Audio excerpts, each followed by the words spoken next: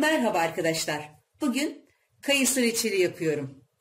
Çok güzel Malatya kayısılarım var. Özellikle bunların çıkmasını bekledim. Bunların hem şeker oranı çok yüksek hem de etli ve güçlü dokusu olan reçele çok yakışan güzel kayısılar bunlar. Reçel yapmak için ekstra karbonata yatırma, kirece yatırma gibi bir işleme gerek kalmıyor. Şeker oranı çok yüksek olduğu için çok fazla şeker de kullanmak gerekmiyor. Bu kayısılarımı iyice yıkadım, biraz beklettim, suyu süzüldü. Bu kayısıları ister bir bıçak yardımıyla ya da elinizle bölüp içinden çekirdeklerini çıkarabilirsiniz.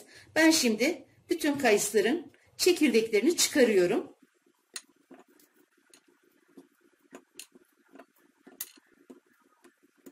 Kayısılarımın hepsini bu şekilde hazırlıyorum.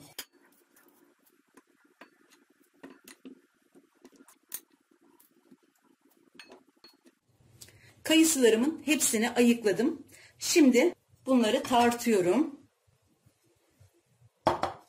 Kayısılarımı tarttım ve tam 1 kilo olacak şekilde ayarladım. Şimdi şöyle geniş bir tencereye bu ayıkladığım kayısıları alıyorum. Bu kayısıların şeker oranı çok yüksek olduğu için 1 kilogram kayısı için 800 gram şeker ekleyeceğim. 800 gram şeker 200 mililitrelik bardaklarla 4 su bardağı gelmekte. Kayısılarınızın şeker oranının düşük olduğunu düşünüyorsanız 900 gram ya da 1 kilogram şeker ekleyebilirsiniz. Bardaklar şöyle dolu dolu olacak. 1, 2, 3, 4. Şimdi şöyle bir iyice şekeri yedirmeye çalışıyorum. Ve tenceremin kapağını kapatarak bir gece şekerde bekletiyorum. En az 12 saat, mümkünse 24 saat bekletmek gerekir. Bu şekilde beklettiğimiz zaman kayısılar suyunu vermiş oluyor ve şekerde bekleyen kayısıların dokusu daha da güçleniyor. Bu şekilde hem reçelimize su eklememiş oluyoruz hem de kayısılarımızı pişirdiğimiz zaman kayısılarda ezilme, dağılma olmuyor. O istediğimiz bütünlüğü sağlamış oluyoruz. Havalar çok sıcak olduğu için yani bu uzun bekletme süresinde kayısılar dışarıda beklerse bir ekşime olabilir. O yüzden buzdolabına alacağım şimdi. Yarın yine bu saatlerde inşallah reçelimi yapmaya başlayacağım. Yaklaşık 24 saattir şekerde beklettiğim kayısıları artık ocağa alıyorum. Suyunu vermiş. Ocağımı yaktım. Ocağımın orta gözünde kısık ateşte kaynamaya başlayıncaya kadar bu şekilde ocakta tutuyorum. Ocağın alevini harlı yaparsam ya da böyle harlıya yakın yaparsam tamamen şekerler dibinde olduğu için karamelize olur. Yani yanar. O yüzden bu şekilde tamamen kısık ateşte yavaş yavaş şekerlerin erimesini bekliyorum. Şekerler eridi, reçelim kaynamaya başladı. Bu aşamada içine şöyle çay kaşığının ucuyla bir parça tereyağı atıyorum. Bu tereyağı reçelin köpürmesini önlüyor ve reçelimizin daha parlak olmasını sağlıyor.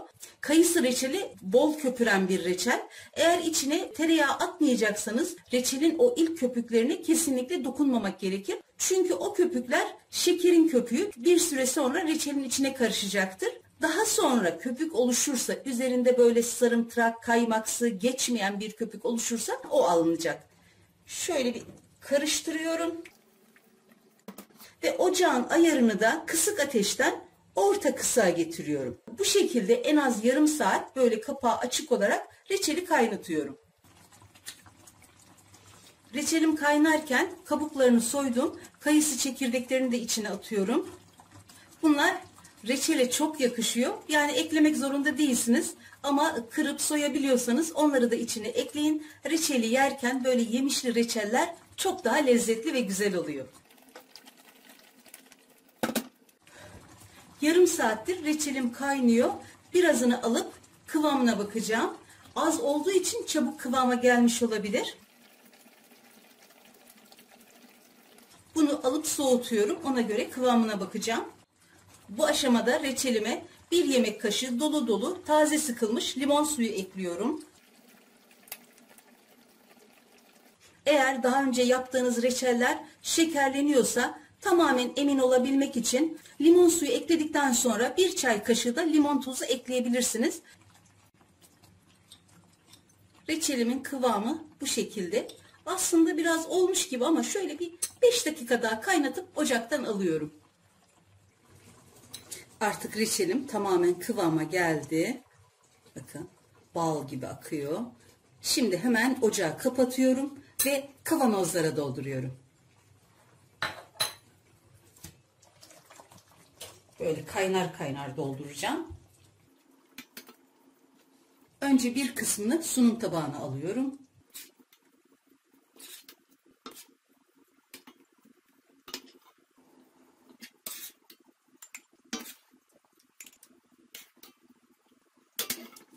Ağzını şöyle bir peçete yardımıyla temizce siliyorum. Şöyle hiç kullanılmamış 0,1 kapakla şöyle 3 kere 1, 2, 3. Ondan sonra sıkıca kapatıyorum. Bu şekilde ters çevirmeme gerek kalmıyor. Kendi halinde vakumlanıyor.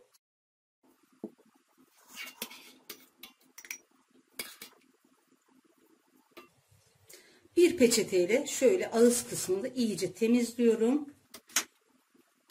Ve kapağı 3 geri 1 ileri yaparak kapatıyorum.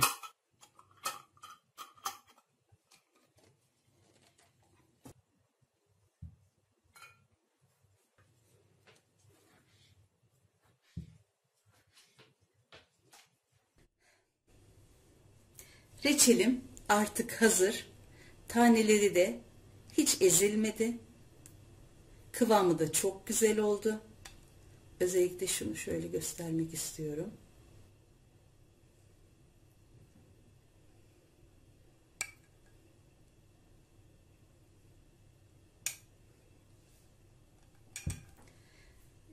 Güzel, tane tane, kaliteli bir reçel yapmak için öncelikle kaliteli kayısılar temin etmek gerekir.